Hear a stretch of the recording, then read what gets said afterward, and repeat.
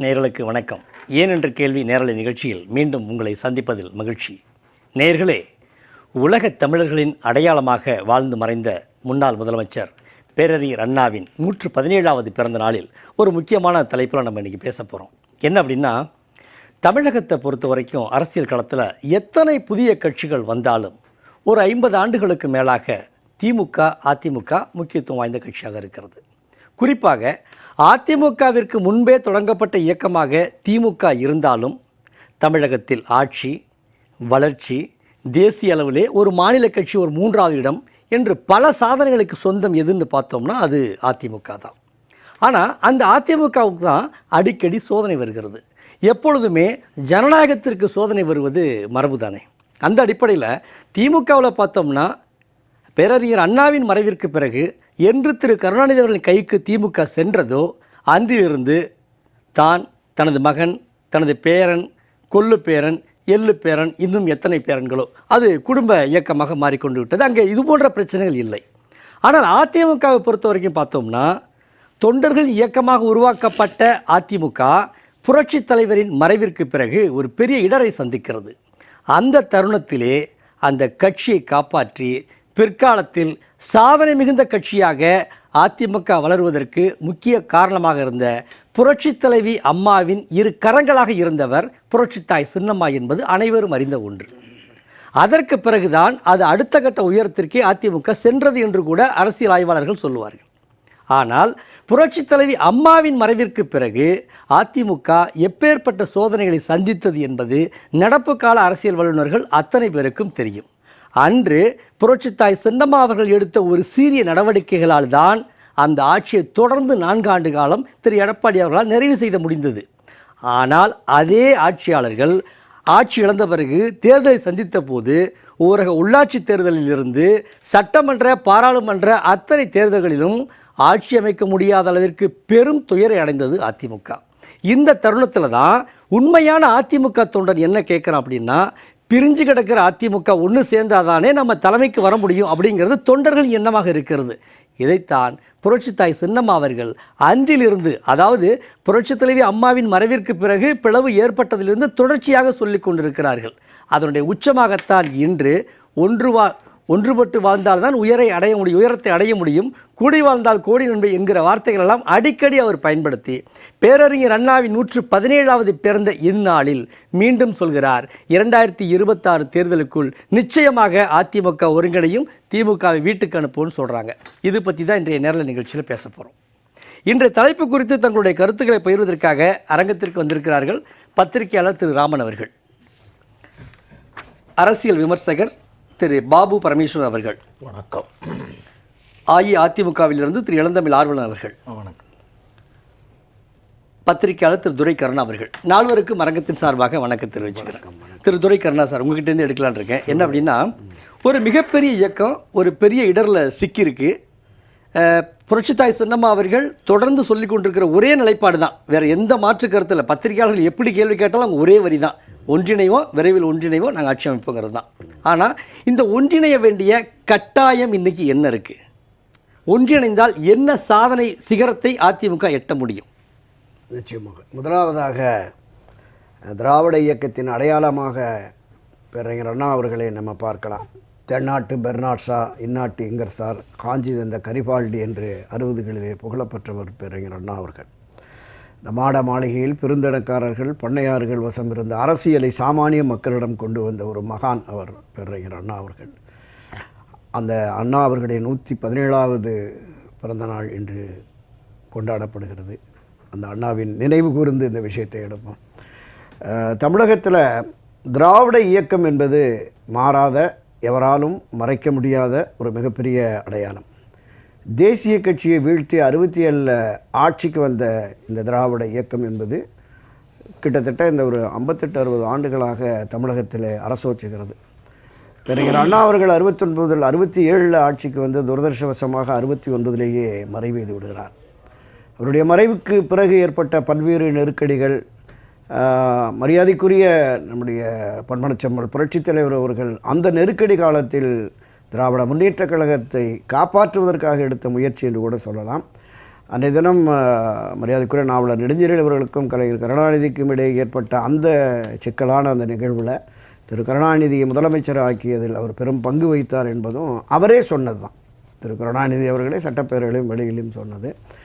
அப்படி அவருக்காக பாடுபட்டு அவரை முன்னணிக்கு கொண்டு வந்த புரட்சித் தலைவர் எம்ஜிஆர் அவர்களையே 1972 கட்சியிலிருந்து வெளியேற்றிட்டார்கள்.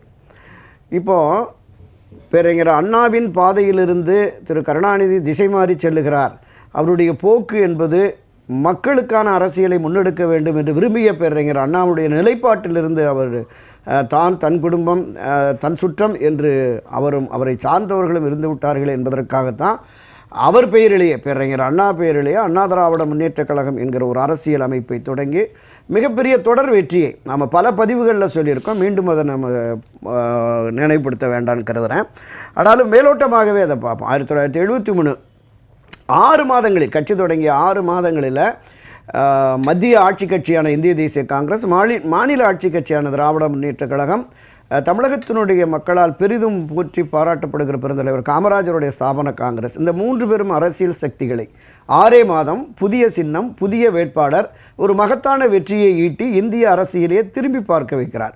1974 புதுச்சேரி ஆட்சியை பிடிக்கக்கூடிய வெற்றி, 1977, 80, 84 இந்த 3 சட்டப்பேரவை தேர்தலில் ஒரு ஹாட்ரிக் வெற்றியை, ஒரு மகத்தான வெற்றியை, தொடர் வெற்றியை ஈட்டி சாதனை படைத்தவர்.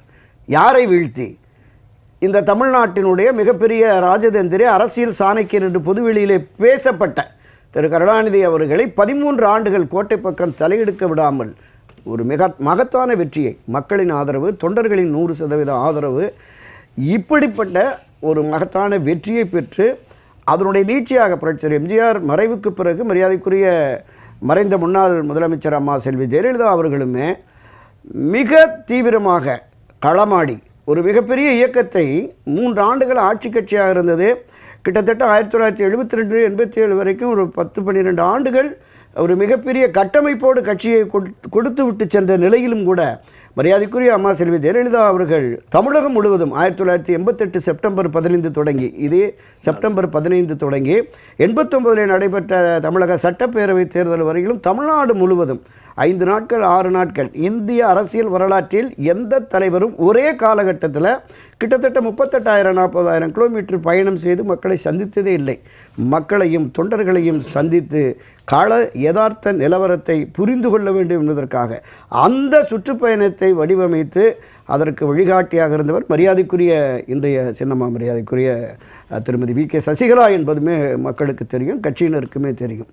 அந்த அளவிற்கு மிக வலிமையான இயக்கமாக ஆகப்பெரிய கட்சியாக அண்ணா திராவிட முன்னேற்றக் கழகம், திமுகவிடவும் கட்டமைப்பில், தொண்டர்கள் பலத்தில், மக்கள் ஆதரவில் பெரிய கட்சி என்றால் அதுதான். தமிழகத்திலேயே ஆகப்பெரிய கட்சி, முதன்மை கட்சி அண்ணா திராவிட முன்னேற்றக் கழகம். இங்கே இந்திய அளவில் 3வது பெரிய கட்சியாக மரியாதைக்குரிய செல்வி ஜெயலலிதா அவர்கள் கொண்டு போனார். இந்த கட்சியை தொடங்கி முதல் பிரச்சார கூட்டத்தில் பேசிய புரட்சித் தலைவர் எம்ஜிஆர் சொன்னார், இந்த கட்சி ஒரு ராமச்சந்திரனை அழித்து விட்டால் இந்த கட்சி அழிந்து விடும் என்று கருதுகிறார்கள். அட பைத்தியக்காரர்களா, இந்த ராமச்சந்திரனை அழித்து விட்டால் 1000 ராமச்சந்திரர்கள் தோன்றுவார்கள்.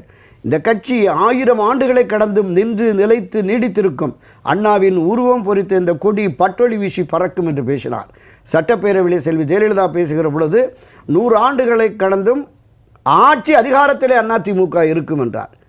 அப்படிப்பட்ட ஒரு இயக்கத்தை 52 ஆண்டுகளில் ஒரு மிகப்பெரிய சரிவை, பின்னடைவை சந்திக்கக்கூடிய நிலைமைக்கு கொண்டு சென்று விட்டார்கள் என்கிற வேதனையின் வெளிப்பாடாகத்தான் இந்த கட்சி ஒன்றிணைந்தால் மட்டுமே திராவிட முன்னேற்றக் கழகத்தை தேர்தல் களத்தில் வீழ்த்த முடியும் என்கிற யதார்த்த நிலையை சாதாரண சாமானிய மக்கள் மத்தியில் இருந்து, கட்சியினுடைய அடிமட்ட தொண்டர்கள் மத்தியில் இருந்து இந்த எண்ணம், உணர்வு பிரதிபலிக்கிறது. இதை வெளிக்காட்டுகிற வகையில் தான் மரியாதைக்குரிய திருமதி வி.கே. சசிகலா அவர்கள் இன்று பத்திரிகையாளர் சந்தித்தில் மிக அழகாக தெளிவாக சொல்லிட்டார். முதலாக கடந்த 3.5-4 ஆண்டுகளாக ஒன்றிணைவோம் வென்று காட்டுவோம் என்கிற அந்த ஒரே கோஷத்தோடு அவர் பயணித்து வருகிறார். அதன் பிறகு திரு ஓபிஎஸ் அவர்கள் இடையிலே ஏற்பட்ட அந்த பிரச்சனையின் காரணமாக ஒன்றிணைந்தால் மட்டுமே வெற்றி சாத்தியம் என்கிற கருத்தை அவரும் சொன்னார். அதன் பிறகு அங்கே பயணித்த 6 முன்னணியினர், திரு செங்கோட்டையன், திரு நத்தம் விஸ்வநாதன், திரு தங்கமணி, திரு வேலுமணி, திரு சி.வி. சண்முகம், திரு தருமபுரி அன்பழகன், இந்த 6 பேரும் போய் கட்சியை வழிநடத்துகிற திரு எடப்பாடியை சந்தித்து கட்சி ஒன்றிணைந்தால் மட்டும்தான் 2026 வெற்றி பெற முடியும் என்று வலியுறுத்துகிறார்கள். இன்றைக்கு அந்த வலியுறுத்தல் எடுபடாத நிலையில் திரு செங்கோட்டையன் மட்டுமே வந்து அதே குரலை வலுவாக மரியாதைக்குரிய திரு வி.கே. சசிகலா, மரியாதைக்குரிய அண்ணன் திரு ஓபிஎஸ் அவர்கள், அவரை தொடர்ந்து திரு கே.ஏ. செங்கோட்டையன் அவர்கள் இன்னும் 1-2 மாதங்களில் நான் அனுமானிக்கிறேன் மீதம் உள்ள இந்த 5 பேரும் அவரை தொடர்ந்து மற்றவர்களும் வந்து ஒன்றிணைந்தால் மட்டுமே நாம் வெற்றி பெற முடியும் என்பதை வலியுறுத்துவார்கள். நிச்சயமாக ஒன்றிணைந்த அதிமுக என்பது உருவானால் மட்டுமே தான் திராவிட முன்னேற்ற கழகத்தை தேர்தல் களத்தில் வீழ்த்த முடியும் என்கிற பார்வை எல்லோரும் மனதிலுமே, அண்ணா திராவிட முன்னேற்ற கழகத்தில் பயணிக்கிறவர்கள் சரி, மக்கள் மத்தியிலுமே இது திமுகவை வீழ்த்தக்கூடிய வலிமை மிக்க இயக்கமாக அதிமுக உருமாறிவிட்டது என்கிற அந்த பார்வை, அந்த எண்ணம், அந்த உணர்வு வந்தால் மட்டுமே தான் அதிமுகவுக்கு மக்கள் வாக்களிப்பார்கள். தொண்டர்களும் திமுகவுக்கு எதிராக தீவிரமாக களமாடுவார்கள். இந்த யதார்த்தத்தை உணர்ந்துதான் இன்றைய தினம் மரியாதைக்குரிய திரு வி.கே. சசிகலா அவர்கள் இதை இன்னும் அழுத்தமாக தெரிவித்திருக்கிறார். விரைவில் ஒன்றிணைப்புக்கான முயற்சியை நான் செய்து வருகிறேன் என்கிறார். அது வெற்றியடையும் என்றுதான் நானும் எதிர்பார்க்கிறேன். இன்னும் ஒரு சில மாதங்கள்ல இன்னும் சில முன்னாள் அமைச்சர்கள், சில முக்கிய நிச்சயமாக அடுத்தடுத்த குரல்கள் எழும்பும். ஏன்னா அண்ணா திராவிட முன்னேற்ற கழகம் என்பது தொண்டர்கள் இயக்கம். இந்த தொண்டர்கள் இயக்கம், தொண்டர்கள் 1.5 கோடி, கிட்டத்தட்ட 2 கோடி 6 லட்சம் உறுப்பினர் அட்டை கொடுத்திருப்பதாக திரு எடப்பாடி அவர்கள் தெரிவித்திருந்தார். அதை தாண்டி கிட்டத்தட்ட நிர்வாகிகள் ஒரு 50-60 லட்சம் பேர் இருக்கிறாங்க. இதில் எடுத்தேன் கவிழ்த்தேன் என்று ஒருவர் மட்டுமே முடிவெடுத்து விட்டு சென்று விட முடியாது. ஒரு மிகப்பெரிய பிரளயம் உருவாகிய இந்த ஒன்றிணைப்புக்கான அந்த முயற்சி என்பது வெற்றி பெறும், சாத்தியம் ஆகும் என்று தான் நான் கருதுகிறேன். திரு ராமன் சார், அதாவது ஒரு மிகப்பெரிய இயக்கம் ஒரு சில பிளவுனால இன்றைக்கி இப்படி நிற்குது. புதிய கட்சிகள்லாம் வேறு உள்ளே வந்துக்கிட்டு இருக்குது. இன்றைக்கி இதனுடைய இணைப்புனால் என்ன மாதிரியான சாதனை படைக்கிறதுக்கு அதிமுக தயாராக இருக்குது, அல்லது இணைப்பதற்கான அத்தியாவசிய தேவைகள் என்ன இருக்குது? இந்த பிளவுபட்ட அதிமுகவை ஒன்றிணைக்க வேண்டும் என்ற ஒரே நோக்கில் தான் கடந்த 4 ஆண்டு காலமாக தியாகத்தலைவி சின்னம்மா தொடர்ந்து பாடுபடுகிறார். அந்த நிலைப்பாட்டை தான் இன்று பேரறிஞர் அண்ணாவுடைய 117வது பிறந்தநாளை முன்னிட்டு செய்தியாளர் சந்திப்பில் இதை முக்கியத்துவம் கொடுத்து, அது மட்டும் இல்லை அண்ணாவினுடைய அவருடைய செயல்பாடுகள், அவருடைய சாதனைகள், அவர் தமிழ்நாட்டினுடைய மக்களுக்கு செய்த மிக பெரும் சாதனைகள் எல்லாம் பட்டியலிட்டு இளம் தலைமுறைகள் தெரிந்து கொள்ள வேண்டும் என்று கோடிட்டு காட்டுறாங்க. அதில் பார்த்திங்கன்னா உங்களுக்கு ஒரு காலத்தில் இந்தியாவில் தேசிய கட்சி தான் ஆட்சி அமைக்கக்கூடிய நிலைப்பாடை மாற்றி 1967 மாநில கட்சிகளும் மாநிலத்தை தேசியத்தை ஆளக்கூடிய வல்லமை உருவாகும், அதுக்கு மாநில கட்சி ஆணிவேராக இருக்கும் என்பதை பேரறிஞர் அண்ணா மூலமாக 67 முதலமைச்சராக அவங்க செயல்பட்டது. அதன் பிறகு அந்த காலத்தில் பார்த்திங்கன்னா அண்ணாவுக்கு சிலை அமைக்க வேண்டும் என்று கட்சி தொண்டர்கள்லாம் கேட்கின்ற போது, ஐயோ அரசாங்க பணத்தெல்லாம் அதெல்லாம் பண்ணக்கூடாதுன்னு சொல்லும்போது புரட்சித் தலைவர் எம்ஜிஆர் அவர்கள், அண்ணா நான் செய்கிறேன், அதை என்னுடைய இன்சார்ஜ் நான் செலவு பண்ணுறேன் என்று சொல்லும்போது அண்ணாவே அந்த சிலை வடிவமைக்கக்கூடிய இடத்தில் நின்று அது எப்படிலாம் செயற்படுறாங்கன்னு சொல்லிட்டு ஒரிஜினல் அந்த சிலையை நீங்கள் பார்த்தீங்கன்னா அண்ணா ஒரு சின்ன மாற்றம் கூட இருக்காது. அப்படிப்பட்ட சிலை இன்று எங்கே இருக்குது தெரியுமான்னு உண்மையில் எனக்கே தெரியாது அந்த சிலை யார் வச்சான்னு. ஆனால் தியாகத்தில் சின்னமாக சொல்கிறாங்க, அண்ணாவே அந்த சிலையை பார்த்து வடிவம் கொடுத்து, அண்ணா மவுண்டட் அண்ணா சிலையிலே தான் அண்ணா சிலை இருக்கின்றது. அது இன்றைக்கி இந்த ஜெயப்ளஸ் தொலைக்காட்சியில் என்னென்னா, இன்றைக்கி மவுண்ட் ரோட்டில் ஓம்புந்துரார் அரசு மருத்துவமனை அருகே உள்ள அண்ணா சிலை, இது இளம் தலைமுறைகளுக்கு தெரியாது. அப்படிப்பட்ட சிலை எம்ஜிஆர் அவர்கள் வடிவம் கொடுத்தார். அந்த சிலையின் பேரில் தான் திமுக, அதுக்கு பிறகு தான் எம்ஜிஆர் அவர்கள் 1972 கட்சி ஆரம்பித்து தமிழ்நாட்டினுடைய ஏழை எளிய மக்களின் நலனுக்காகவே அண்ணாவின் கொள்கையை கடமையும் கண்ணியமும் கட்டுக்கோப்படுமாக கொண்டு வந்த அந்த அரசியல் கட்சி. அதில் பார்த்திங்கன்னா காஞ்சியில் அண்ணா பிறந்த அந்த இடத்தை நாட்டுடைமையாக்கப்பட்டு, அதன் பிறகு மாண்புமிகு ஜெயலலிதா அம்மையார் முதலமைச்சராக வந்த பிறகு அவருடைய எழுதின நூல்கள் அனைத்தும் அரசுடைமையாக்கப்பட்டு இவ்வளோ பெரிய சாதனைகள்லாம் அண்ணாவுக்காக இந்த அரசு செய்துள்ளது என்றால், நான் இந்த எம்ஜிஆருக்கு பிறகு இந்த அரசியல் கட்சி பல பிளவுபட்ட காலத்திலெல்லாம் நான் ஒருங்கிணைந்து செயல்பட்டேன்.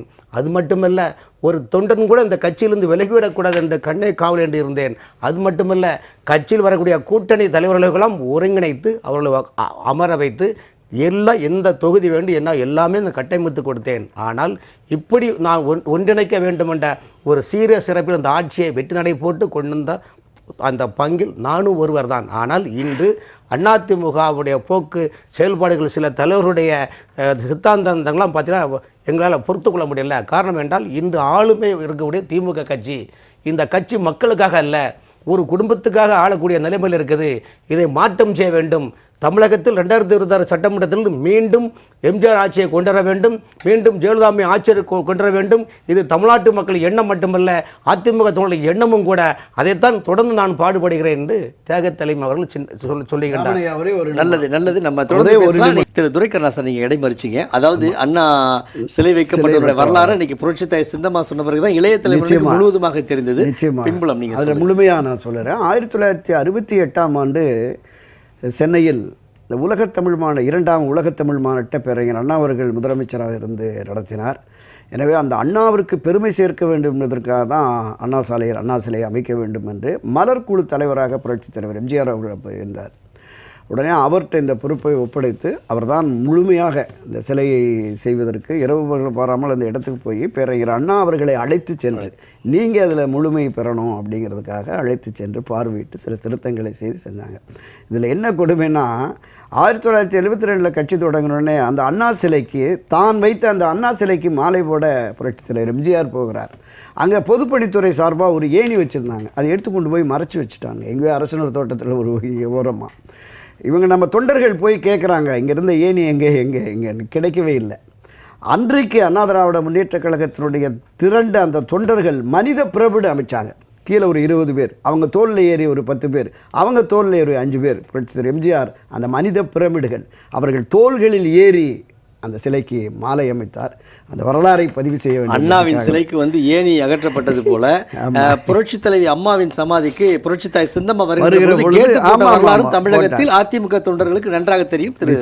துரைக்கருணனுடைய மிகப்பெரிய அறிவு சிந்தனையை பாருங்கள். உண்மையிலேயே ஒரு திராவிட சித்தாந்தவாதி, திராவிட ஆராய்ச்சியாளர். உண்மையிலேயே எத்தனோ மனிதர்களையும் பார்த்துக்கிறேன். நான் சொன்ன கருத்துக்களை ஒரு அழகாக அந்த அட்டாச்மெண்ட் கொடுத்து, ஏன்னா அந்த உலகத்தமிழ் மாநாட்டில் அண்ணா நகர் என்ற பேரும் அதில் தான் உருவானது. என்னன்னா அண்ணா நகர் என்ற சென்னையில் இருக்கிற அண்ணா நகர் என்ற மிகப்பெரிய சென்னையில் மிகப்பெரிய விஐபியுடைய ஏரியாவான அண்ணா நகர் செய்தும் அவரால் தான் அந்த மாநாடு கூட்டினால உருவாகி இருக்குது. உங்களுக்கு வந்து அன்னைக்கு பாட்டில் கூட பார்த்தீங்கன்னா என்ன சொல்லுவாங்க, காஞ்சியிலே ஒரு புத்தன் பிறந்தான், அவன் கருணையினால் எங்கள் நெஞ்சம் நிறைந்தான் என்ற பாடல் கூட இருக்குது. இன்றைக்கி அந்த அண்ணாசில் இருக்கிற எம்ஜிஆர் சிலை கிட்ட தான் மாங்குடி மைனர்னு ஒரு படத்தில் வாலி ஒரு பாடல் எழுதியிருப்பார். அதில் விஜயகுமார் அந்த அண்ணா சிலை முன்னால் தான் அந்த பாட்டு பாடுவார். பாருங்க என்ன சொல்லுவாருன்னா, அண்ணா நீங்க நினைச்சபடி நடந்திருக்கு, புரட்சி தலைவர் கையில் நாடு இருக்கு, ஏழை எளியவர் காலம் கனிந்து இருக்கு, நீதிக்கும் நேர்மைக்கும் இப்ப மதிப்பு இருக்கு அண்ணான்னு சொல்லும்போது உண்மையிலே அந்த பேரில் அண்ணாவே நடந்து வந்தது போல ஒரு காட்சி அந்த பாடல் உண்டால். இத்தனை விவரமும் இத்தனை சிந்தனையும் அண்ணாவுடைய வாழ்க்கை வரலாற்றை இளம் தலைமுறைகளுக்கு கொண்டு தந்த பெருமை தியாகத்தலைவி சின்னம்மாவுக்கு தான் சேரும். காரணம் என்றால் தியாகத்தலைவி சின்னம்மா அந்த வரலாறு சொன்னால்தான் இந்த அரங்கத்தில் இன்று நான் பேசுகின்றேன், அண்ணன் பேசுகின்றார். அண்ணன் துரைக்கருணாவுடைய அந்த கருத்துக்கள் பற்றி இந்த இளைய தலைமுறைகளுக்கு மிகப்பெரிய ஒரு கருத்துக்காக இருக்கும். இதன் பிறகு இந்த அண்ணாவுடைய கருத்துக்கள், சாதனைகள், எம்ஜிஆருடைய சரித்திர சாதனைகள், ஜெயலலிதாவுடைய மக்களுக்கானப்பட்ட திட்டங்கள், 3 நிச்சயம் 3 லட்சியம் 1 நிச்சயம், எது பிடியரசி, அது கூட இன்னைக்கு தலைமுறைக்கு தெரியாது. பிடியரசுனா என்ன தெரியாது. வந்து 3 நிச்சயம் தேர்தல் வாக்குறுதி, ஆனால் 1 நிச்சயம் அதை கூட இன்னைக்கு தியாகத்தில் சின்னமா அந்த பிடியரசுடைய அந்த பழைய அந்த வரலாறுலாம் சொல்லும்போது படியரசு தான் அது வந்து. ஏன்னா எங்கள் கன்னியாகுமரி மாவட்டத்தில் பிடியரசுன்னு சொல்லுவாங்க, நீங்கள் படியரசுன்னு சொல்கிறீங்க. அதுதான் அந்த பி பா என்ற வார்த்தை உச்சரிப்பு டிஃப்ரென்ஸாக இருக்குது வந்து. ஆனால் அதெல்லாம் பார்க்கும்போது நான் இளம் தலைமுறை அளவீடு. ஆமாம், படிக்கிறது இப்போ கிலோ படி ஒரு ஆமாம் ஆமாம், அது ஒவ்வொரு இடத்துலையும் சில வார்த்தைகள் உச்சரிப்பு வேறையாக இருக்கும் வந்து. அந்த மாதிரி இன்னைக்கு வந்து தியாகத்தலைவி சின்னம்மா வந்து இன்னைக்கு அண்ணாவுடைய நல்லது. நான் மறுபடியும் அடுத்த சுற்றுலா வரேன். திரு பாபு யோகேஸ்வரன் சார், அதிமுக ஒரு மிகப்பெரிய இயக்கங்கிறது அனைவரும் அறிந்த விஷயம்தான். தேசிய கட்சிகளுக்கு சவால் விட்ட ஒரு இயக்கம்தான். இந்த பிளவு என்பது தற்காலிகமானது தானா? இப்போ திரு முன்னாள் அமைச்சர் செங்கோட்டையன் அவர்கள் போர்க்கொடி தூக்கியிருக்காங்க, அதுபோல் மற்றவர்களும் தூக்குவதற்கான வாய்ப்பு இருக்கிறதா? விரைவில் ஒன்றிணைவதற்கான சூழல் இருக்கிறதா? உங்களுடைய கருத்து? இல்லை, நிச்சயமாக இன்று நாம் இந்த விவாதத்தை எடுத்திருப்பது மிக ஒரு நல்ல அறிகுறியாக நாங்கள்லாம் நினைக்கிறோம். ஏன்னா அதிமுக உருவாக்குறது காரணமாக இருந்த அண்ணா திராவிட முன்னேற்ற கழகம் என்ற பெயருக்குரிய அண்ணாவின் 117வது பிறந்த நாளில் இன்றைக்கி இந்த விவாதத்தை நம்ம எடுத்திருக்கிறோம். அப்போ அப்படி எடுத்திருக்கும்போது புரட்சித்தாய் சின்னம்மா அவர்கள் அதற்கு உதாரணமாக வரலாற்று தரவுகளை இளம் தலைமுறையினருக்கு கொண்டு போய் சேர்ப்பதற்கும் இதன் மூலமாக தேர்தலிலே நாம் எந்த நிலைப்பாடை நாம் எடுக்க வேண்டும் என்ற ஒரு முக்கிய காரணத்தை உறுதியாக இந்த வாட்டி சொல்லியிருக்கிறாங்க. அப்போது எங்களை போன்றவர்கள் நினைப்பது என்னன்னா, அதிமுக என்ற ஒரு மிகப்பெரிய ஆளுமையான கட்சி சில குறைபாடுகளால் சிதறுண்டு போய்விடக்கூடாது என்பது சின்னம்மாவை போல எத்தனையோ தியாகிகள் செய்த விஷயங்கள். இப்போ சின்னம்மாலாம் வந்து பார்த்திங்கன்னா அவங்களுடைய லைஃபையே கொடுத்து தான் இந்த கட்சியை வளர்த்துருக்காங்க. அவங்களுடைய சுய வாழ்க்கைங்கிறது இல்லாமல் கட்சிக்காகவும் புரட்சி தலைவிக்காகவும் அவங்க செஞ்சாங்க. அப்போ அப்படிப்பட்ட ஒரு மிகப்பெரிய இயக்கம் சில குறைபாடுகள்னால வரக்கூடிய தேர்தலில் எந்த விதமான இடையூறுகளும் ஏற்பட்டு மீண்டும் திராவிட முன்னேற்றக் கழகம் எந்த ஒரு காலத்திலையும் ஆட்சிக்கு வந்துவிடக்கூடாது என்ற ஒரு முக்கிய குறிக்கோளை கொண்டு தான் சின்னம்மா இன்றைக்கி அந்த சூழ்நிலையை சொல்லியிருக்கிறாங்க. இதில் செங்கோட்டையன் போன்றவர்கள் நிதர்சனத்தை உறுதிப்படுத்தி இருக்கிறார். எப்படி ஒரு தலைமை இருக்க வேண்டும், எப்படிப்பட்ட தலைமை நம்முடைய அதிமுகவுக்கு வேண்டும் என்பதை மீண்டும் ஒரு முறை செங்கோட்டையன் போன்றவர்கள் உறுதிப்படுத்தியிருக்கிறார்கள்.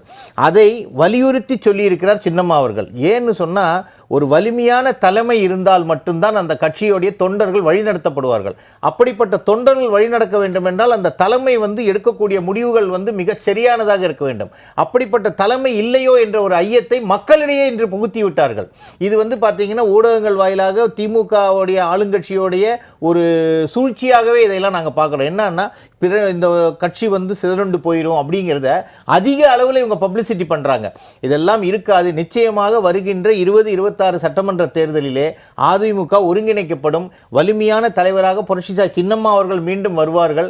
அவ்வாறு வரும்போது இந்த அதிமுக அசைக்க முடியாத ஒரு சக்தியாகவும் தொண்டர்களுடைய அந்த ஒரு எண்ணத்தை தான் இன்றைக்கு சின்னம்மா அவர்கள் வெளிப்படுத்தியிருக்கிறார்கள். நிச்சயமாக செங்கோட்டையன் போன்றவர்கள் மற்ற அனைத்து தலைவர்களுமே விரைவிலே சின்னம்மாவை சந்தித்து அவருடைய ஆலோசனையின் பேரிலே இந்த அனைத்து சிறு குறைகளையும் நிவர்த்தி பண்ணிட்டு ஒருங்கிணைய வேண்டும். அப்படி ஒருங்கிணைந்தால் மட்டுமே தான் நம்மளுடைய வெற்றிங்கிறது உறுதி செய்யப்படும். ஏன்னா மக்களிடத்தில் இப்போ எந்த அதிமுக யார் தலைவர் என்ற ஒரு குழப்பத்தை வேண்டுமென்றே விளைவித்துக் கொண்டிருக்கிறார்கள். எதிர்க்கட்சியுடைய சதியாகத்தான் இதை நம்மளாம் பார்க்கணும். அந்த சதிக்கு அந்த திட்டங்களுக்கு நம்ம ஆளாகிவிடக்கூடாது என்பதுதான் சின்னம்மாவுடைய தொடர்ந்து அவங்க வலியுறுத்திட்டு வர்றாங்க. அவங்களுக்காக எதையுமே கேட்கல, நாட்டு மக்களுக்காகவும் இந்த 2 கோடி தொண்டர்களுக்காகவும் தான் அவங்க பேசிட்டு இருக்கிறாங்க. ஒவ்வொரு வீட்லேயும் தொண்டர்கள் புரட்சித்தாய் சின்னம்மா அவர்களையும் புரட்சி தலைவி அம்மா அவர்களையும் புரட்சி தலைவர் அவர்களையும் தெய்வமா வச்சு கொண்டாடிட்டு இருக்காங்க. அவங்க கொடுத்த எத்தனையோ நல்ல திட்டங்கள் ஒவ்வொரு ஏழை வீட்லையும் இன்னைக்கு சிரிச்சுக்கிட்டு இருக்குது. அண்ணா சொன்ன மாதிரி ஏழைவின் சிரிப்பில் இறைவனை கண்டவர்கள் இந்த 3 தலைவர்களும். இந்த 3 தலைவர்களுடைய ஒரு நிலைப்பாட்டினை தான் இன்று சின்னம்மா சொல்லியிருக்கிறாங்க. இது நிச்சயமாக விரைவில் இது எல்லாமே சரி பண்ணப்படும். சின்னம்மாவினுடைய தலைமையில் அனைத்திந்திய அண்ணா திராவிட முன்னேற்ற கழகம் மீண்டும் வெற்றி கொடி நாட்டும். வருகின்ற சட்டமன்ற தேர்தலிலே இது உறுதிப்படுத்தப்படும் என்பதுதான் என்னை போன்றவருடைய கருத்து. நல்லது சார். திரு இளந்தமிழ் சார், அதாவது ஒட்டுமொத்த அதிமுக தொண்டர்களின் உணர்வு அதுவாகத்தான் இருக்குது. பேசுகிற இடத்துல அவங்க அதுவாக தான் பேசுகிறாங்க. ஆனால் பொறுப்பாளர்கள் மத்தியில் சில மனமாச்சரியங்கள் இருக்குது போல். இல்லைன்னா நேரம் ஒன்று சேர்ந்துருக்கணும். தொண்டர்களுடைய கருத்தாக தான் புரட்சித்தாய் சின்னம்மாவும் தொடர்ந்து அந்த ஒரே கருத்தை சொல்கிறாங்க, ஒன்றிணைவோம் வென்று காட்டுவோம் சொல்லி. இந்த கருத்துக்கு இடையில் இணைவதற்கு இடையூறாக இருப்பது வேறு என்னன்னு நினைக்கிறீங்க? அனைத்திந்திய அண்ணா திராவிட முன்னேற்ற கழகத்தினுடைய தகுதி வாய்ந்த பொதுச் செயலாளர் புரட்சித்தாய் சின்னம்மா அவர்கள் தமிழ்நாட்டை தலைநிமிர வைத்த, இந்த மண்ணுக்கு தமிழ்நாடு என்று பெயர் வைத்து பெரியாரின் வழியில் வந்தவர், சீர்திருத்த திருமணங்களுக்கு சட்ட அங்கீகாரம் பெற்றுக் கொடுத்த ஒரு பெரிய புரட்சிகரமான ஒரு வழியை தமிழ்நாட்டுக்கு அமைத்து கொடுத்த பேரறிஞர் அண்ணா அவர்களுடைய 117வது பிறந்த நாள் அன்று இன்றைக்கு கழகத்தின் பொதுச் செயலாளர் புரட்சித்தாய் சின்னம்மா அவர்கள் செய்தியாளர்களிடையே பேசிய அந்த செய்திகள் என்பது இதய தெய்வம் புரட்சி தலைவி அம்மா அவர்களுடைய மறைவிற்கு பின்னால் இந்த இயக்கம் சந்தித்து வந்த இடர்பாடுகளுக்கெல்லாம் சிக்கல்களுக்கெல்லாம் ஏற்றத்தாழ்வுகள்னு சொல்ல முடியல, படிப்படியாக கீழ்நோக்கி செல்லக்கூடிய ஒரு நிலையை மாறுவதற்கான, அதாவது ஒரு ஓவியம் வரையும் பொழுது அந்த ஓவியர் அந்த கண்ணை படைப்பது கடைசி நாளில் வைப்பாங்க. ஏன்னா முழுமையாக முடித்து விட்டு கண்ணை முடிக்கிறாங்கன்னா அது அந்த ஓவியம் நிறைவு பெறுகிறது என்ற அர்த்தம். நான் அம்மா அவர்களுடைய இன்றைய உரையையும் அம்மா அவர்களுடைய மனநிறைவை அவர்களுடைய முகத்தில் நான் பார்த்ததுலேயும் அந்த ஓவியத்திற்கு கண் வரைகின்ற தருணம் வந்துருச்சு. நான் மிகுந்த நம்பிக்கையோடு பார்க்குறேன்.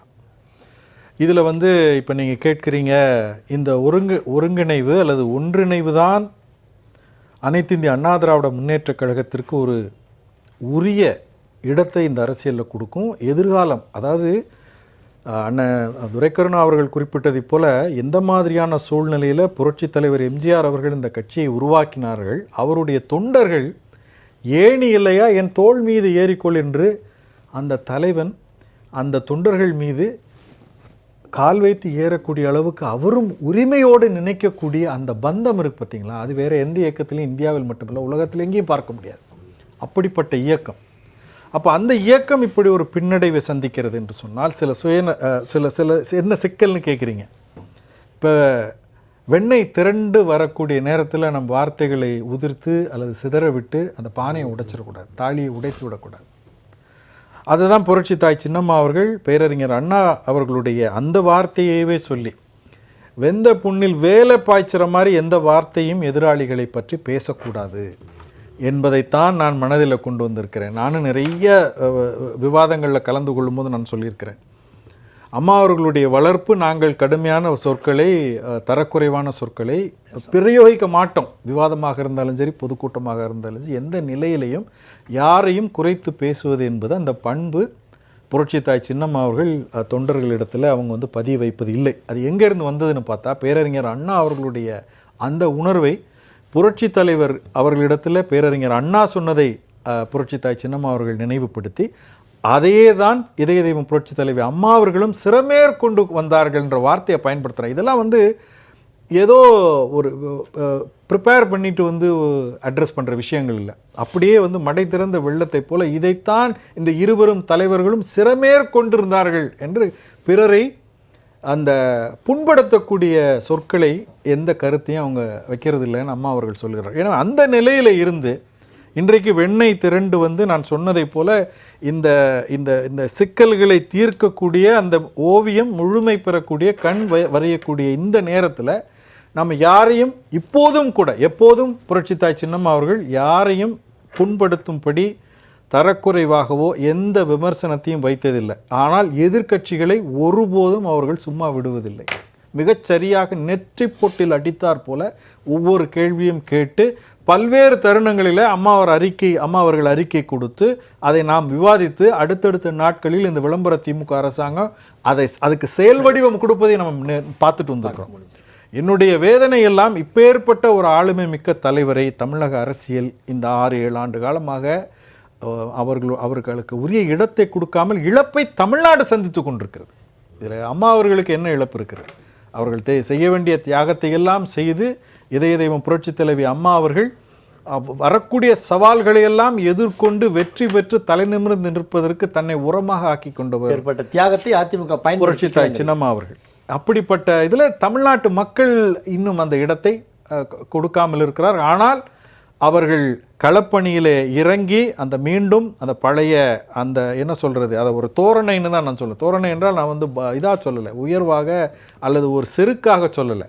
அந்த இடத்திற்கென்று ஒரு பாந்தமான தலைவராக, அது பொருத்தமான தலைவராக போல ஓவியத்தின் கண் திறக்கும் போது நடக்கத்தான் போகுது. நம்ம தொடர்ந்து பேசலாம். துரைக்கருணா சார், அதாவது இந்த நேர்காணலில் புரட்சி தாய் இஸ்லாமா இன்னொரு கருத்தையும் குறிப்பிட்டிருக்காங்க. அதாவது திமுக கொடுத்த திமுக முதல்வருடைய வெளிநாட்டு பயணத்தில் 89 விழுக்காடு, அதாவது 15,515 கோடிக்கு முதலீடு கொண்டு வந்ததா முதல்வர் சொல்கிறாங்க.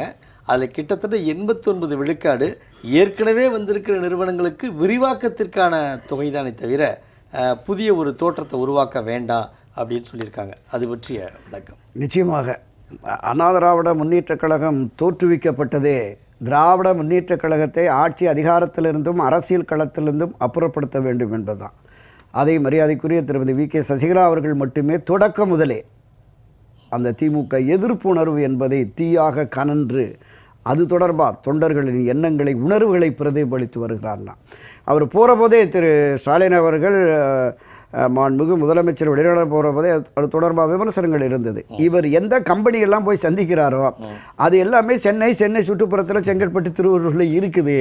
இதே கம்பெனியை தான் போய் அங்கே போய் எதுக்கு போகிறாரு அப்படிங்கிற அந்த விமர்சனம் இருந்தது. அது வெளிப்படையாக போட்டு உடைச்சிட்டாங்க. எவ்வளோ முதலீடு வந்திருக்கு, இங்கே கிட்டத்தட்ட 80% ஏற்கனவே இருக்குது. இது அது எக்ஸ்டெண்ட் பண்ணுறதுக்கான சில இதுகள் தான் பண்ணுது. நீங்கள் 17,000 பேருக்கு வேலை வரும், இவ்வளோ 1000 கோடி வந்திருக்குன்னு சொல்கிறீங்க. இங்கே என்ன கலை யதார்த்தம்? திருப்பூர்லேயும் கோவிலையும் இந்த மாவட்டங்களில் இருக்கிற மக்கள் பல லட்சக்கணக்கான வேலை இழப்புக்கு ஆளாகிறாங்க. தூத்துக்குடியிலேருந்து போனது கிட்டத்தட்ட 5 கோடியோ 50 கோடி மதிப்புள்ள அந்த உணவு பதப்படுத்த பொருள் அது திரும்பி வந்துச்சு. ஆக யதார்த்த நிலையை மிக அழகாக தெளிவாக சுட்டி காட்டியிருக்கிறாரு. இதைத்தான் பிரதான எதிர்க்கட்சி என்று இன்றைக்கு அண்ணா திராவிட முன்னேற்ற கழகத்தை வழிநடத்துகிற திரு எடப்பாடி உட்பட பலருமே இந்த விஷயங்களை முன்னிறுத்தி தான் நாம் நம்முடைய நோக்கம் என்பது திமுக ஆட்சியை அகற்ற வேண்டும். அப்போ திமுக ஆட்சியை பொதுமக்களிடம் அம்பலப்படுத்த வேண்டும். அந்த இது விளம்பர ஆட்சி என்பதை கொண்டு செல்ல வேண்டும். அந்த ஒரு மிகச்சிறந்த வரலாற்று கடமையை திருமதி வி.கே. சசிகலா என்று தொடர்ந்திருக்கிறார். அப்படி தான் பார்க்குறேன். இப்போது ஒரு அரசியல் கட்சியை எப்படி கொண்டு செலுத்த வேண்டும் அப்படிங்கிறத நம்ம ஒரு 3 நிமிடத்தை சொல்கிறேன். பிறகு அண்ணா அவர்கள் 1949 திராவிட முன்னேற்ற கழகம் என்கிற அரசியல் கட்சியை தொடங்கிய உடனே ஒரு 50 தலைவர்கள்னு நாவலர் நெடுஞ்செழியன், என்.வி. நடராஜன், சத்யவாணிமுத்து, மதியழகன் போன்றவர்கள் இருந்தாங்க. பல தளபதிகளை உருவாக்கி 18 ஆண்டுகள் இந்த கட்சியை கட்டமைத்து 67 ஒரு வலுவான கூட்டணியை உருவாக்கி ஆட்சி அதிகாரத்திற்கு வருகிறார். அதற்கு முன்னால் கட்சியில் பல பிரச்சனைகள் ஏற்படுது. அண்ணா பொதுச்செயலாளருந்து அவர் விலகி பொறுப்பை தம்பி வா தலைமை ஏற்கவா என்று நாவலர் நெடுஞ்செழியனிடம் ஒப்படைத்ததற்கு பிறகு 3 ஆண்டுகளுக்கு பிறகு மீண்டும் பொதுச்செயலாளர் பதவிக்கான போட்டி வருகிறது. அன்றைய தினம் கலைஞர் கருணாநிதி, ஈ.வி.கே. சம்பத், கே.ஏ. மதியழகன் போன்றோர் கடுமையான போட்டி அவங்க 3 பேருக்குள்ளே, யார் வருது போகிறது அப்படின்னு. அண்ணா பார்த்தார், எல்லாரையும் பேசி சமாதானப்படுத்தி மீண்டும் அவரே பொதுச்செயலாளர் பொறுப்பை எடுத்துக்கிட்டார். கட்சியில் சிக்கல்களை தீர்த்து எப்படி வரணும் அப்படிங்கிற மாதிரி பல சந்தர்ப்பங்களில் 1959 சென்னை மாநகராட்சி தேர்தலின் போது இதே மரியாதைக்குரிய ஈ.வி.கே. சம்பத்து சினிமா நடிகர்களை கொண்டு கூட்டம் சேர்க்கிறது நம்முடைய திராவிட கருத்தியலுக்கு முரண்பாடானது, எனவே நேரடி அரசியலுக்கு எம்ஜிஆர் போன்றவர்களை கொண்டு வர வேண்டாம் அப்படிங்கிறார். அண்ணா ஒப்புக்கொள்ளலை. அவர்தான் இந்த கட்சிக்கு கொடி, கொள்கை, சின்னங்களை கொண்டு போய் சேர்க்கிறார் அப்படின்னு. 63 பெருந்தலைவர் காமராஜர் விழாவில் பங்கேற்று பெருந்தலைவர் காமராஜரை, என் தலைவர் காமராஜர் அண்ணா என் வழிகாட்டின்னு பேசிட்டார். அன்றைய தினம் புரட்சித் தலைவர் திராவிட முன்னேற்ற கழகத்தினுடைய எம்எல்சிஆர் வேல்சபை உறுப்பினராக ஒரு இடையூறு வருகிறது என்று வருகிற பொழுது எல்லோரும் போய் மறுபடியும் அண்ணாட்ட சொல்கிறாங்க, நீங்கள் அவரை வெளியேற்றணும் அப்படின்னு சொல்லி திரு எம்ஜிஆர் அவர்களை, பொன்மனச்செம்மல் புரட்சித் தலைவர் அவர்களை கட்சியிலிருந்து வெளியேற்ற வேண்டும் என்று வலியுறுத்திய பொழுது அண்ணா மறுத்து விட்டார். அவரை வெளியேற்றுவதனால ஒரு துளி கூட அவருக்கு சேதாரம் இல்லை. திமுகவுக்கு பெரும் சேதாரத்தை ஏற்படுத்தணும். ஏழை எளிய சாதாரண வாக்காளர்கள் மத்தியில் உதயசூரியனையும் திமுக கொடி கொள்கையும் அறிவுப்படுத்தியிருக்கிறார். என்னை பார்த்து நீ எம்ஜிஆர் கட்சியா என்று கேட்கக்கூடிய அளவிற்கு செல்வாக்கு மிக்கவர் புரட்சித் தலைவர் எம்ஜிஆர் என்று சொன்னார். அந்த அளவுக்கு கட்டுக்கோப்பாக அந்த இயக்கத்தை கொண்டு சென்றார் பேரறிஞர் அண்ணா அவர்கள். ஈ.வி.கே. சம்பத் வெளியேறின பொழுது ஒரு கருத்து சொல்கிறார், என் காதிலே ஒரு வைர கடுக்கன், சம்பத் என்கிற கடுக்கனை அணிந்திருந்தேன், காதிலே புண் விழுந்து விட்டது, அந்த புண் ஆறியதும் அந்த வைர கடுக்கனை எடுத்து அணிந்து கொள்வேன்னார். ஆனால் புரட்சித் தலைவர் எம்ஜிஆர் அவர்கள் 72 வெளியேற்றிட்டு அண்ணாவின் இதயக்கணியை வண்டு துளைத்து விட்டது, அதனால் தூக்கி எறிந்து விட்டேன் ஆணவமாக திரு கருணாநிதி பேசினார். தூக்கி எறிந்த புரட்சித் தலைவரை மக்கள் தாங்கி பிடித்து 3 முறை முதலமைச்சராக்கினார்கள். அப்படியே வாங்க, புரட்சித் தலைவர் எம்ஜிஆரும் இயக்கத்தை தொடங்கிய காலகட்டம் முதல்ல ஏராளமான சோதனைகள், மிகப்பெரிய, நீங்கள் உலக வரலாற்றிலே எந்த மாநில கட்சியும் அந்த 72, 76 திமுக ஆட்சியில் சந்தித்த சோதனைகளை, அந்த இடையூறுகளை, இன்னல்களை, வன்முறைகளை சந்தித்ததே கிடையாது.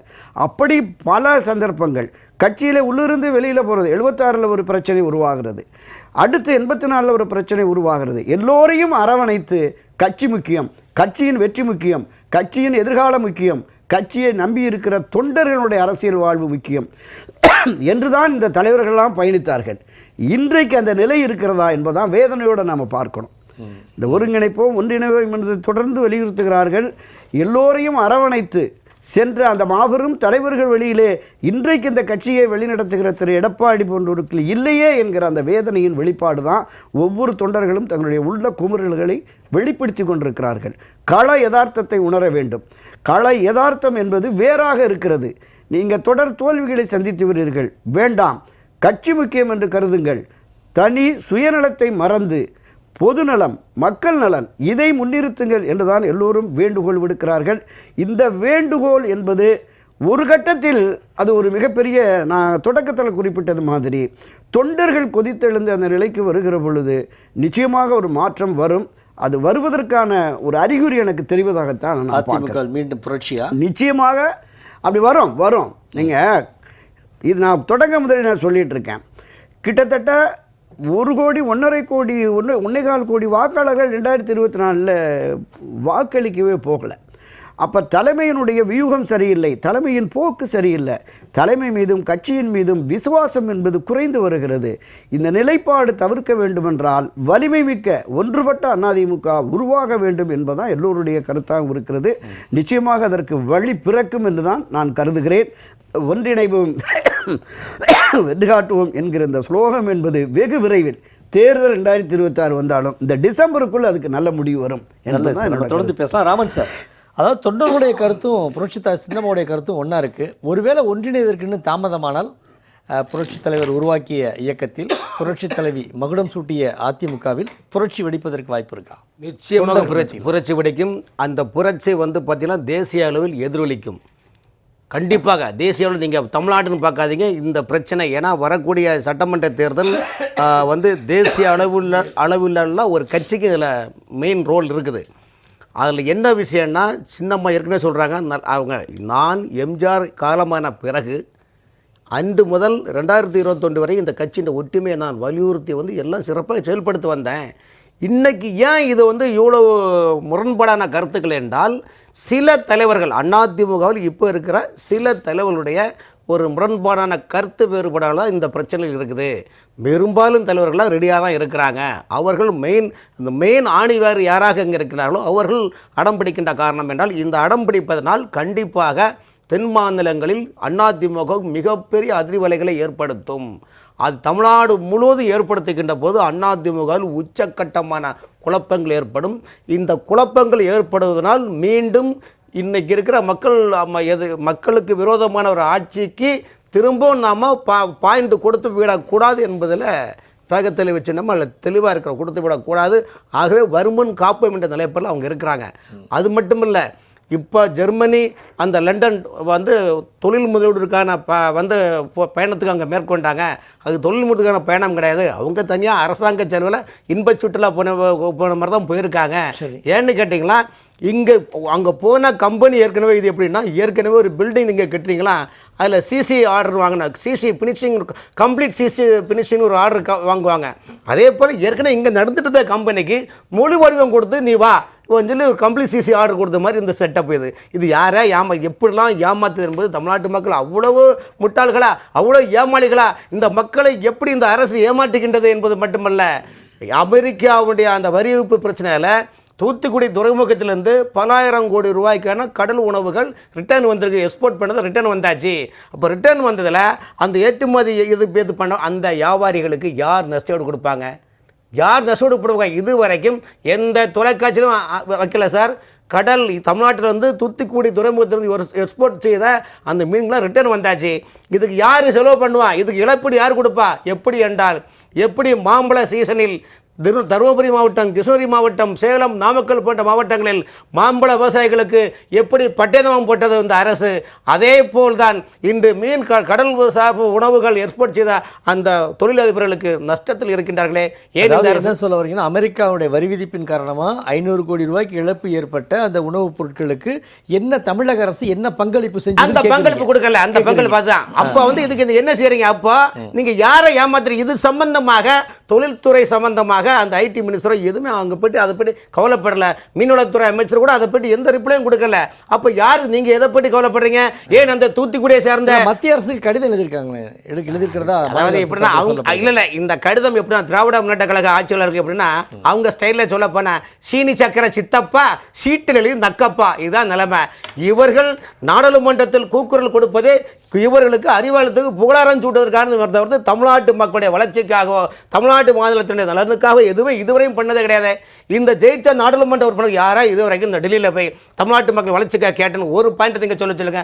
ஒரே பிரச்சனையை உருவாக்கி மத்திய அரசு எதிரான கருத்துக்களை உருவாக்கி தொழில்களுக்கு தமிழக அரசின் சார்பாக ஒரு சிறு துளி கூட ஆதரவு இல்லைங்க. எதுவுமே அவங்க அதை பற்றி கவலைப்படவே கிடையாது. ஒரு குடும்பம் வாழ்வதற்கான இந்த ஆட்சியை அப்புறப்படுத்த வேண்டும் என்ப ஒரே இலக்கு தான், ஒற்றை இலக்கு தான் சின்னமான இலக்கு. பாபு பரமேஸ்வரன் சார், அதாவது முதல்வருடைய வெளிநாட்டு பயணம் குறித்து நிறைய பேசு பொருளாக மாறிச்சு. அமெரிக்காவுடைய வரி விதிப்புக்கு பிறகு கடுமையாக பாதிக்கப்பட்ட மாநிலங்களில் தமிழகம் பெரிய அளவில் பாதிக்கப்பட்டிருக்கு. திருப்பூர் முடங்கி போச்சுன்னே சொல்லலாம். கடல்சார் உணவுகளில் வந்து ஒரு 500 கோடிக்கு அப்படி தேக்கமடைஞ்சு ஒரு பேர் இழப்பை சந்திச்சிருக்காங்க. தமிழக அரசின் தரப்பிலிருந்து என்ன மாதிரியான உதவிகள் செய்திருக்கலாம், என்ன நடவடிக்கை எடுத்திருக்கலாம் உங்களுடைய பார்வையில்? திமுக அரசாங்கம் பொறுப்பேற்றதிலிருந்து அந்நிய முதலீடுகள் வெளிநாட்டு முதலீடுகளை கொண்டு வரோன்னு போகிறாங்க. அப்போ இங்கே இருக்க தொழில்களை வந்து முதல்ல பாதுகாக்கணும். பாதுகாத்ததுக்கு பிறகு அவங்களுக்கு என்னென்ன பிரச்சனைகள் இருக்குன்னு அதை அலசி ஆராய்ஞ்சு அந்த தொழில்துறை அமைச்சர் வந்து அவங்கள்ட்ட கருத்து கேட்டு அவங்க நிறுவனங்கள் நன்றாக நடந்தால் மட்டும்தான் வெளிநாட்டு முதலீடுகள் இங்கே உள்ளே வரும். ஏன்னா இது சரியாக நடக்குது அப்படிங்கிறத பார்த்ததுக்கப்புறம் தான் ஒரு நம்பிக்கை வரும். இப்போ அவங்க அண்ணன் சொன்னது மாதிரி கிட்டத்தட்ட 80% ஏற்கனவே இருக்கிற கம்பெனிக்கு எக்ஸ்பேன்ஷனுக்கு தான் போயிருக்காங்க, தவிர புதிய முதலீடுகள் வந்தது அப்படிங்கிறது வந்து இல்லை. அப்போ இந்த புதிய முதலீடுகள் வரல அப்படிங்கிறது ஒரு குறையாக இருந்தாலும் இருக்கிற தொழிலுக்கு இப்போ 500 கோடி ரூபா நஷ்டம் அடைஞ்சு அந்த முதலாளிகளோ அதை நம்பி இருக்கக்கூடிய தொழிலாளிகளோ, ஏன்னா அதெல்லாம் ரொம்ப நாள் வச்சிருக்க முடியாத பொருள். ஒரு மீன் வளம் அப்படிங்கிறது ஒரு குறிப்பிட்ட கால அளவுக்கு மேலே பண்ண முடியாது. இப்போ இதில் இந்த மக்களுக்கு, பாதிக்கப்பட்ட மக்களுக்கு தமிழக அரசு தன்னுடைய பங்காக எதையுமே செய்யாமல் ஒரு 88 பேர் கொண்ட குழு நினைக்கிறேன் கிட்டத்தட்ட வெளிநாட்டுக்கு முதலமைச்சர் அவங்க போனது. அப்போ இது ஜாலி ட்ரிப்பு மாதிரி ஆகி இங்கே இருக்கிற மீனவர்களோ மீனவ தொழில் நம்பி இருக்கக்கூடிய தொழிலாளிகளோ முதலாளிகளோ அனைவருமே எப்படி நசுங்கி போனால் அப்போ தமிழகம் வந்து தொழில்துறையில் முன்னோடி முதலிடத்துக்கு வந்துட்டோன்னு சொல்லி எப்படி இவங்க சொல்கிறாங்கங்கிறதே எங்களுக்கு புரியலை. இன்னொரு விஷயம், உரிய இழப்பீடோ இல்லை அதற்குரிய நிவாரணமோ இங்கே இருக்கக்கூடிய தொழில்களுக்கு கொடுக்காமல் எந்த காலத்திலையும் அந்நிய முதலீட்டை நம்ம இங்கே இருக்க முடியாது. ஏன்னா ஆல்ரெடி எக்ஸிஸ்டிங் இருக்கக்கூடிய பிஸ்னஸ் வந்து லாஸில் போகுது, இவ்வளோ நஷ்டம் நடந்திருக்கு, உலகளவில் இந்த செய்தி வந்திருக்கும். இது வந்து அமெரிக்கா விதித்த வரியினால் இருக்கலாம், இல்லை வேற ஒரு காரணங்களாக இருந்தாலும் இப்போ ஒரு இயற்கை சீற்றம் வருதுன்னா அந்த மாநிலம் வந்து உடனே அந்த சீற்றத்துக்குரிய நிவாரணத் தொகையை கொடுக்கணும் இல்லையா? அதே போல் இந்த தொழில்கள் நசிவடைஞ்சிட்டா தூத்துக்குடிங்கிற மாவட்டமாகட்டும் கன்னியாகுமரிங்கிற மாவட்டமாகட்டும் முழுமையாக அந்த மீன்பிடியை நம்பி இருக்கக்கூடிய தொழில்கள், அங்கே வேற இண்டஸ்ட்ரீஸ் கிடையாது.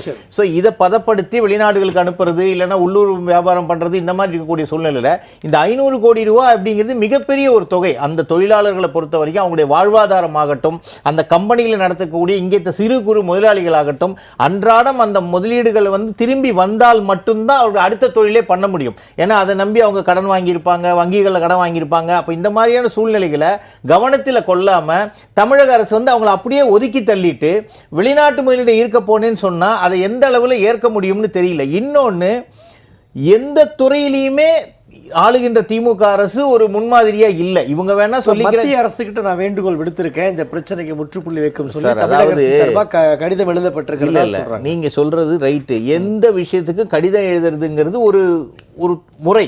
ஆனால் அவசர கால புயல் வரும்போது கடிதம் எழுதிட்டு உட்காந்துருப்போமா, நிவாரணம் கொடுப்போமா? மக்கள் பாதிப்பில் இருக்கும்போது அந்த அவசர கால நிலையை பிரதிபடுத்தி தமிழக அரசு என்ன செஞ்சீங்க? நீங்க மத்திய அரசு வாங்குங்க. திருப்பூர்ல வந்து பின்னலாடை தொழில் பெரிய அளவில் பாதிக்கப்பட்டிருக்கு அந்த வரி விதிப்பினால். அதற்கு தமிழக அரசு என்ன நடவடிக்கை எடுக்கணும்னு நினைக்கிறீங்க? ஏன்னா பெரிய ஸ்டாக் தேங்கி கிடக்கு, கண்டிப்பா வாழ்வாதாரம் முடங்கி இருக்கு. மாநில அரசுங்கிற முறையில் தமிழக அரசு உடனடி நடவடிக்கை என்ன செய்யணும்னு நினைக்கிறீங்க? இல்ல அதை இங்க லிக்விடேட் பண்றதுக்கு என்ன பண்ணலாம்? இங்க சந்தைப்படுத்துறதுக்கு ஏதாவது ஒரு ஏற்பாடு பண்ணணும். ஏன்னா ஒவ்வொரு இடத்திலையுமே தொழில்துறை அமைச்சரும் சரி முதலமைச்சரும் சரி இங்க இருக்கக்கூடிய முதலாளிகள்கிட்ட மீட்டிங் போட்டு பேசும்போது பல உறுதிகளை கொடுக்குறாங்க, வாக்குறுதிகளை கொடுக்குறாங்க. ஆனால் எதையுமே செயல்படுத்துவதில்லை. அறிக்கைகளை கொடுக்காம இங்க சந்தைப்படுத்துவ நடவடிக்கை தமிழக நிச்சயமாக அதை செய்யணும். செஞ்சால் மட்டும்தான். சார் இளந்தமிழ் சார், உங்களுடைய நேரம். தமிழக அரசு என்ன நடவடிக்கை எடுத்திருந்தா இந்த பிரச்சனைக்கு ஓரளவு ஒரு சரி பண்ணக்கூடிய வாய்ப்பா இருந்திருக்கும்? அதை கூட புரட்சி தாய் சின்னம்மா அவர்கள் கடந்த வாரம் வெளியிட்ட அறிக்கையில் சொல்லியிருந்தாங்க. என்னன்னா இவங்களுக்கு வந்து சிறப்பு கடன் வசதி, வட்டியில்லா கடன், ஏற்கனவே இருக்கக்கூடிய சுமையாக இருக்கக்கூடிய மின் கட்டண உயர்வை குறைத்து கொடுப்பது அல்லது கால அவகாசம் கொடுப்பது, இந்த நிலை கட்டணம் அது இதுன்னு பலவேறு அழுத்தங்களை கொடுத்துருக்குறாங்க. அது மாதிரி கொடுக்கக்கூடிய முயற்சிகள் எதையுமே செய்யாமல், நிதியாக பணமாக அவர்களுக்கு கொடுக்கக்கூடிய உதவிகள் எதையும் செய்யாமல் நாங்கள் மத்திய அரசாங்கத்துக்கு கடிதம் எழுதியிருக்கிறோம். மத்திய அரசாங்கம் வந்து குறிப்பாக திருப்பூரில் இருக்கக்கூடிய அந்த நிட்டிங் இண்டஸ்ட்ரியை பொறுத்தளவுக்கு அந்த கச்சா பருத்திக்கு கிட்டத்தட்ட 11 விழுக்காடு விலை குறைத்து தருகிறோம் என்று சொல்லி இந்த 50% யூஎஸ் டேரிஃபில் ஏறின பிறகு அவங்க ஒரு ரிலீஃப் கொடுத்துருக்குறாங்க. அதை 15% ஆக்குங்கன்னு சொல்லி தமிழ்நாடு அரசு வழக்கம் போல கடிதம் எழுதி கொடுத்து விட்டு அதோட தங்கள் கடமை முடிஞ்சிருச்சுன்னு நினைக்கிறாங்க.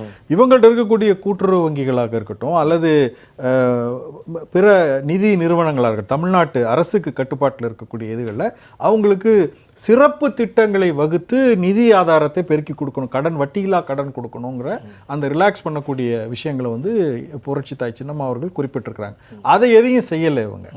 அது போக திருப்பூர் அந்த டெக்ஸ்டைல் இண்டஸ்ட்ரி மட்டும் இல்லாமல் இப்போ ஒரு 500 கோடி ரூபாய் மதிப்புள்ள அந்த கடல் உணவு அந்த ஷிப்மெண்ட் வந்து திருப்பி அனுப்பப்பட்டிருக்கிறது என்று சொன்னால் அதை பற்றி இந்த அரசாங்கம் என்ன நடவடிக்கை எடுத்திருக்கிறது என்ற பேச்சே இல்லை.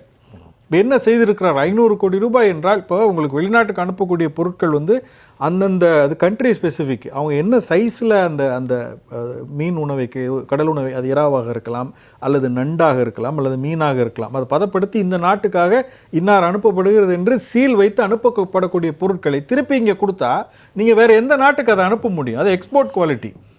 இங்கே உள்நாட்டில் விலை கட்டுப்படி ஆகாது. அப்போ இவ்வளோ பெரிய ஒரு கடுமையான சோதனைக்கு அந்த மக்கள் தள்ளப்பட்டிருக்கிற பொழுது தமிழ்நாட்டு அரசாங்கம் என்ன செய்திருக்கிறது என்று எந்த கேள்வியும். ஆனால் இவர் வந்து சுற்றுலா போயிட்டு வந்திருக்காரு. இதில் மிகப்பெரிய மோசடி என்னன்னு பார்த்தீங்கன்னா, கடந்த